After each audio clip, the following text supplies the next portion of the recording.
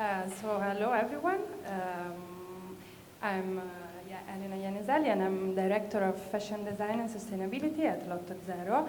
Thank you for the introduction, Wolf. It was very accurate. And so today I'm here to give you my perspective about education in fashion design, and I will start doing a little introduction about Lottozero, also to give you an idea of what we do and which is our background, and therefore which is our point of view on education. And then I will give you a little bit of data about the fashion system, the state of fashion, in order to also see with you why we need a change in the fashion system, and therefore how we should train the fashion designers of today and of the future.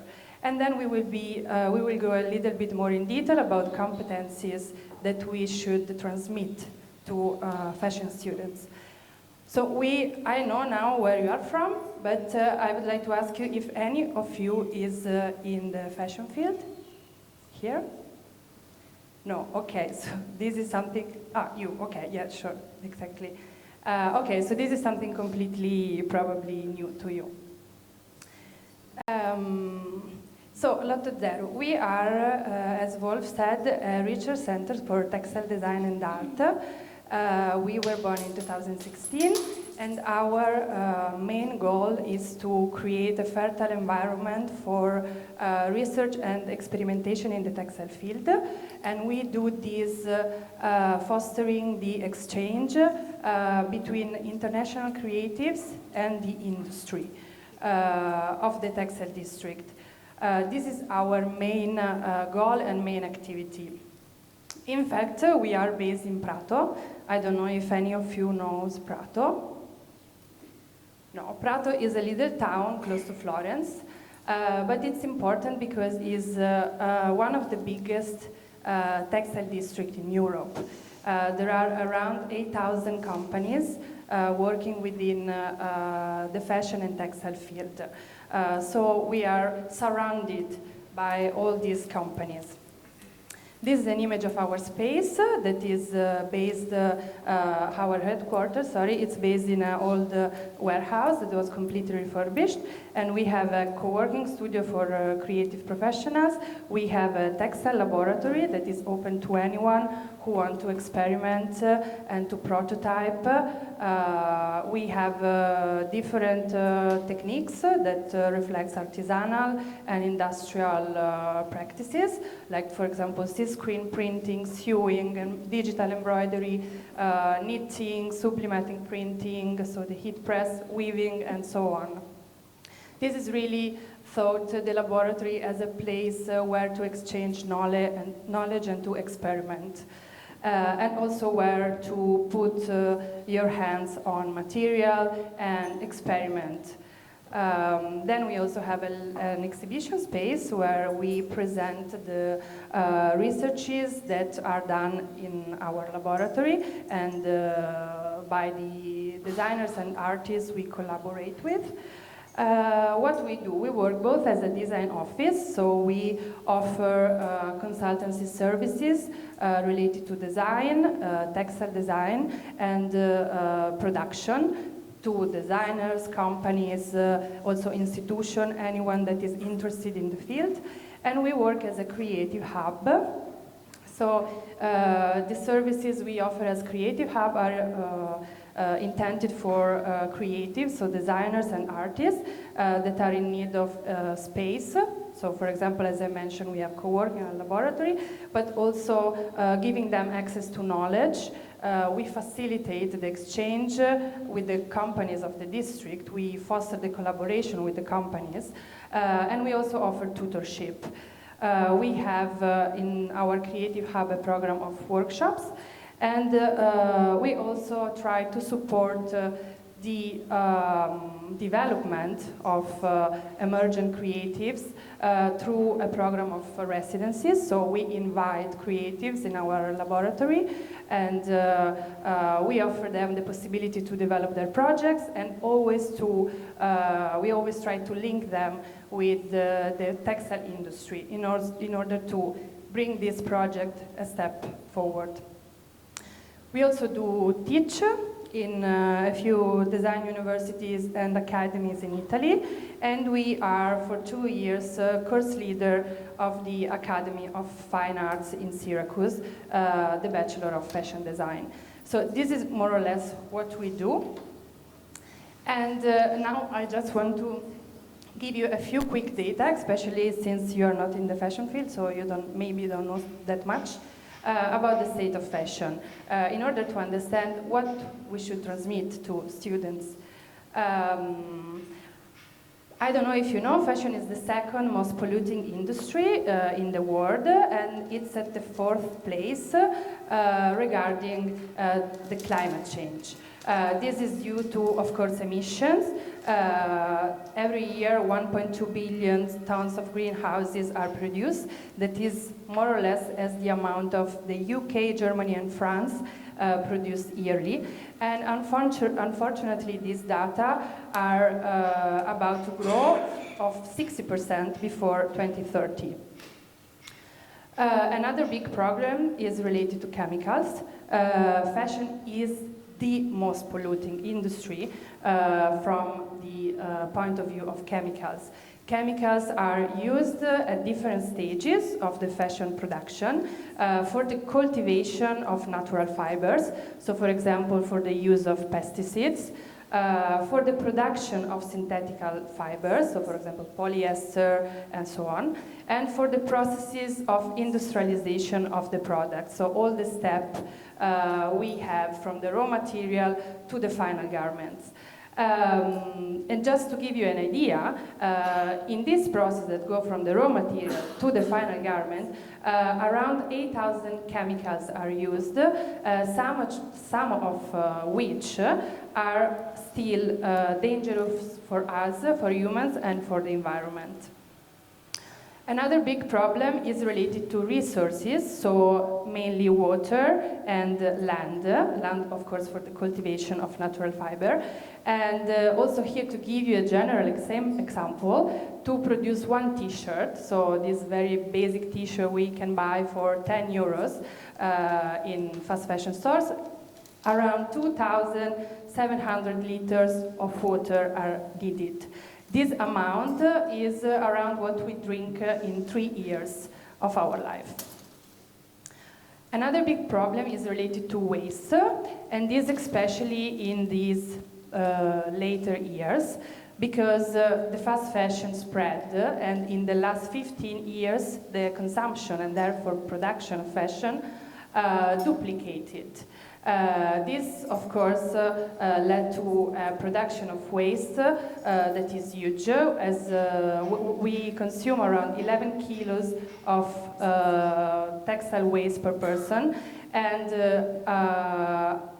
among these numbers we can recycle. Nowadays we recycle just 1% of the material that we use to produce our clothes. Another big problem is related to microplastics, that are little parts of plastics that are released in the environment, especially in the water, while we wash our synthetic garments. Also in this way we have a very high number, because every year 500,000 tons of microplastic goes into the ocean. The problem here is both for the fishes that live into the ocean, but also for us, because we drink the water that is always more and more contaminated. So, in order to fix these problems, the European Union presented in March 2022 the Circular Economy Strategy. We have seen this yesterday for those of you who were here, so I will not go very much into this slide. I just want to underline how the vision of this strategy is based on two main things, that is recycling and the extension of the life cycle of a piece of garment. And eco-design is one of the main actions that was set in order to achieve these goals. So, in all this scenario, which is the role of design? What can we do as designer? And therefore, what as teachers, should we teach to the designer of the future? When I teach, I always want to start my classes, my courses, introducing my students to a set of good practices that are happening nowadays.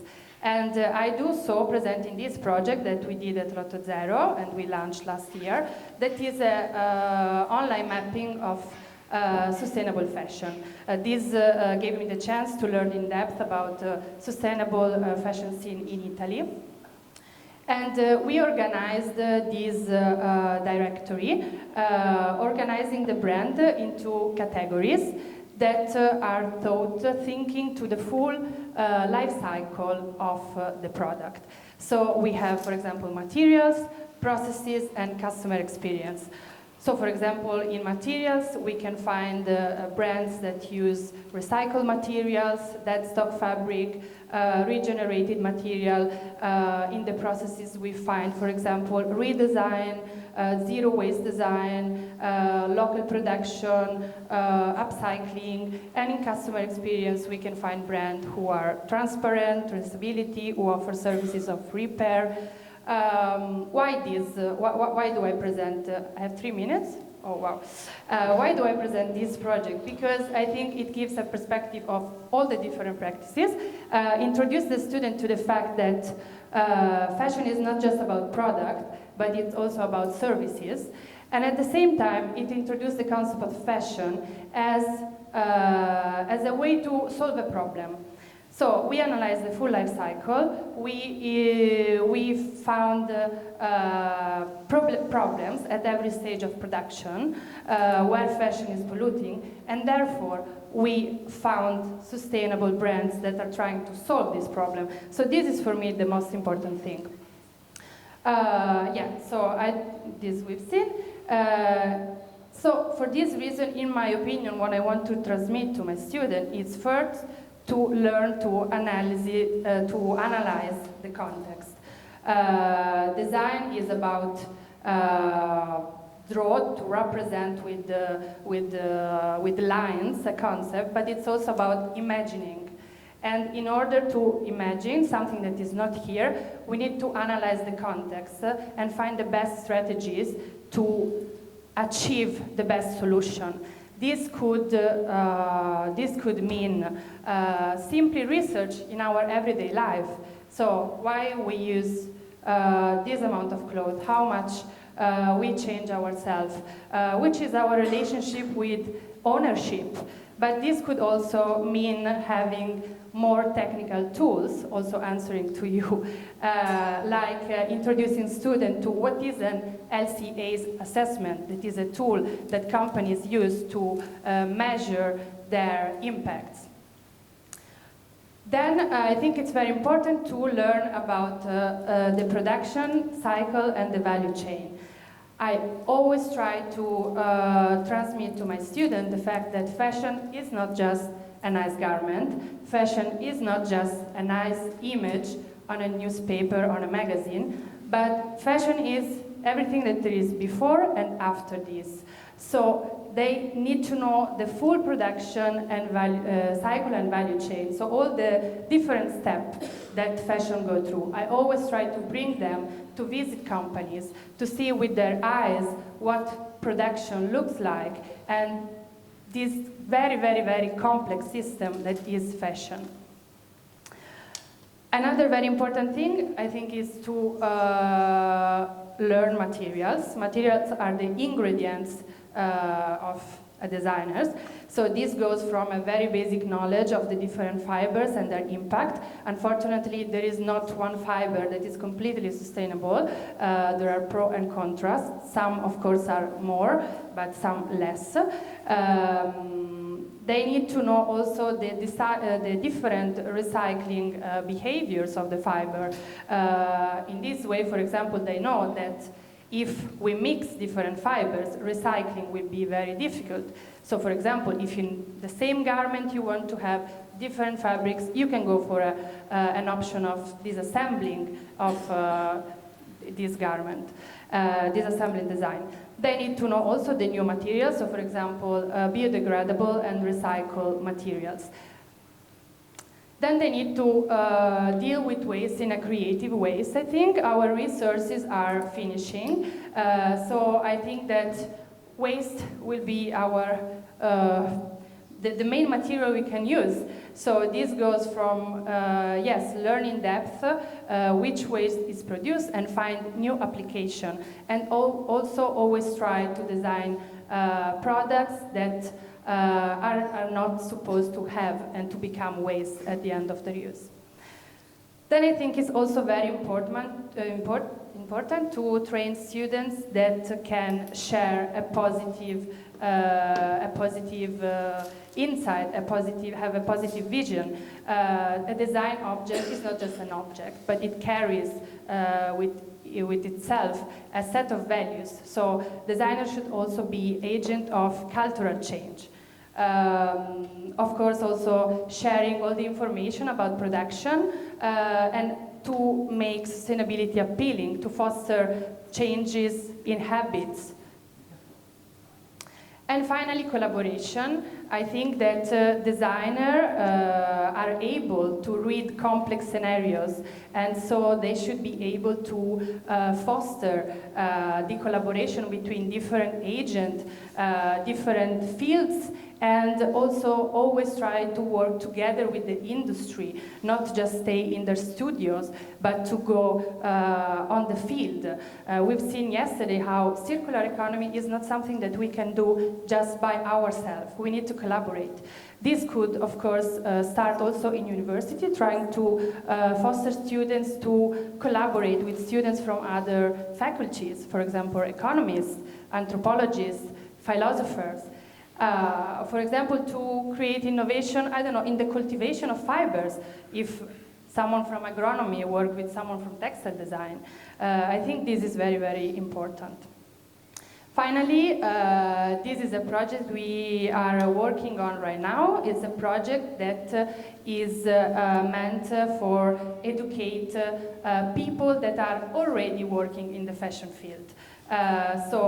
Through sustainable production processes and sustainable and digital management of a fashion company.